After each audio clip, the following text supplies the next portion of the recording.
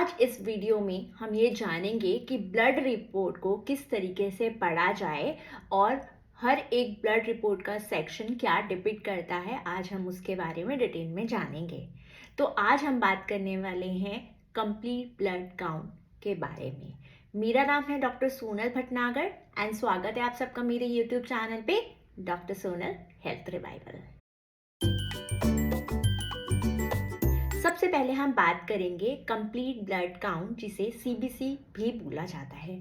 बहुत बार आपने देखा होगा कि आपके डॉक्टर या हेल्थ केयर जो भी हैं वो मेंशन करते हैं कि सीबीसी रिपोर्ट करवा लो। CBC means complete blood count.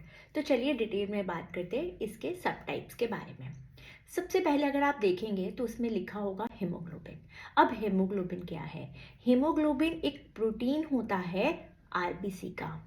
ये फंक्शनैलिटी बताता है कि कितनी कैपेसिटी है ऑक्सीजन को कैरी करने के लिए from lungs to the different parts of the body and again in return carrying the carbon dioxide from the different part of the body to the lung. दूसरा आता है RBC, that is a red blood count. ये बतलाता है कि कितने या फिर कितने नंबर ऑफ आरबीसीज हैं in the specific volume of the blood में।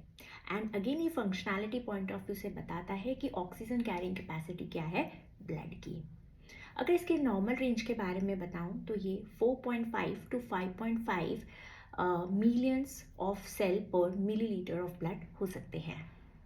तीसरा आता है ब्लड इंडाइसिस, जो बतलाता है characteristic and the health of the RBCs.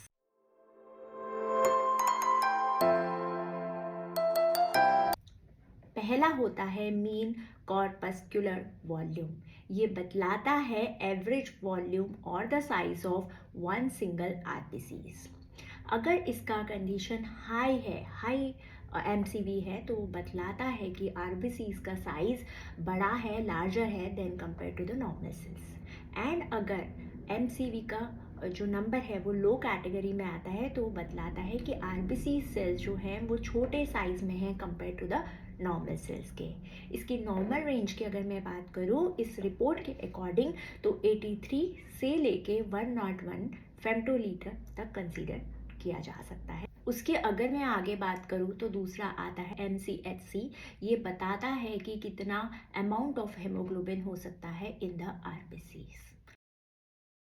इसकी अगर नॉर्मल रेंज की बात की जाए तो इस रिपोर्ट के अकॉर्डिंग 27 से लेके 32 पिकोग्राम तक नॉर्मल कंसीडर किया जाता है।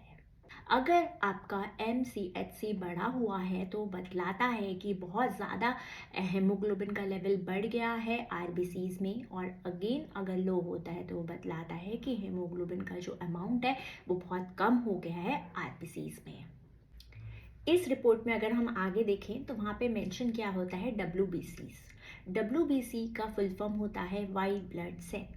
वाइट ब्लड सेल बहुत ज़्यादा इंपॉर्टेंट रोल प्ले करते हैं in the immune system and again ये प्रोटेक्ट करते हैं या फिर आप बोल सकते हैं डिफेंड करते हैं बॉडी को अगेंस्ट द इन्फेक्शन और द फॉरेन पार्टिकल से।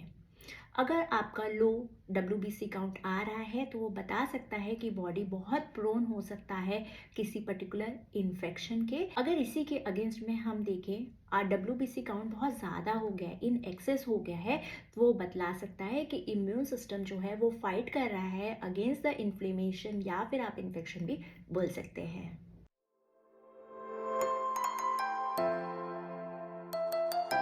अगर हम इसकी नॉर्मल रेंज की बात करें तो वो 4000 से लेकर 11000 माइक्रोलीटर ऑफ ब्लड हो सकती है। अगर आप WBC के बारे में डिटेल में जानना चाहते हैं तो आप इसमें फर्दर 2 सेक्शंस देख पाएंगे। जो एक सेक्शन है वो बतलाता है डिफरेंशियल WBC और जो दूसरा है वो बतलाता है एब्सोल्यूट WBC।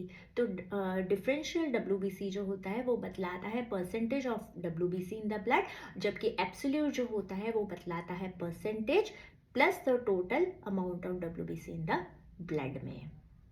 आगे की हम बात करें तो 5 different type of WBCs categories हो सकते हैं, जिसमें से एक होता है neutrophils, lymphocytes, eosinophils, monocytes and the basophils.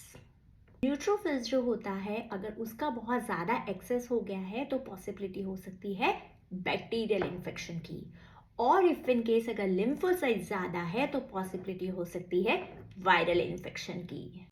अगर आप इसी रिपोर्ट में थोड़ा आगे जाएंगे तो आप देख सकेंगे यहाँ पे मेंशन किया हुआ है प्लेटलेट काउंट। प्लेटलेट एक तरीके के सेल्स होते हैं बॉडी के अंदर, ये बहुत इंपॉर्टेंट सेल्स होते हैं और ये हेल्प करते हैं इन assessing the risk of bleeding and the clotting disorders. अगर प्लेटलेट का काउंट लो है नॉर्मल से तो बतलाता है कि बॉडी को बहुत ज़्यादा रिस्क हो सकता है एक्सेसिव ब्लीडिंग का, जबकि हाई लेवल बतलाता है कि बॉडी किसी तरीके के इन्फेक्शन या इन्फ्लेमेशन से सफ़र कर रहा है। अगर मैं इसी की नॉर्मल रेंज अगर आपको बताती हूँ तो वो आती है 1,50,000 से लेके 4,50,000 पर माइक्रोलीटर।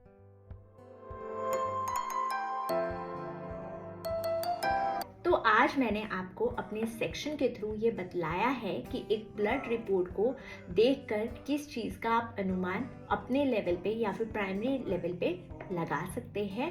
बट यस, अगर आपको एकदम डिटेल जानना है और डिटेल साइंटिफिक तरीके से बढ़ना है तो अपने हेल्थ केयर प्रोफेशनल या फिर डॉक्टर से कंसल्ट करना ना भूलिए, बिकॉज बहुत सारे फैक्टर्स अदर भी रहते हैं in diagnosing the particular type of disease को। आशा करती हूँ आपको मेरा सेशन अच्छा लगा है।